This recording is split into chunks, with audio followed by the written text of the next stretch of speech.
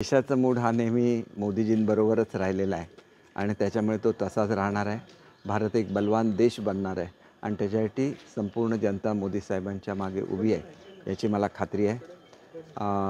पवित्र हक्क असतो आपला मतदान हा आणि तो आपण सर्वांनीच बजावला पाहिजे. त्याच्यामुळे जास्तीत जास्त लोकांनी मतदान करावं.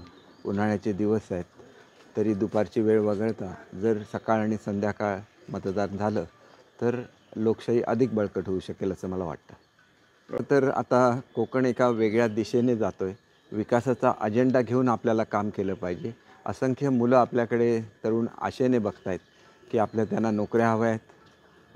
फलोद्यानाचा हा जिल्हा आहे, त्याच्यामध्ये आमच्या बागायतदारांना चांगले दर मिळाले पाहिजेत. फूड प्रोसेसिंगच्या फॅसिलिटीज झाल्या पाहिजेत. इथं मच्छीमार राहतात, त्यांना वेगवेगळ्या सुविधा मिळाल्या पाहिजेत. इथली शेती अधिक प्रगत झाली पाहिजे आणि इथल्या महिला बचत गटांच्या हातालासुद्धा त्या ठिकाणी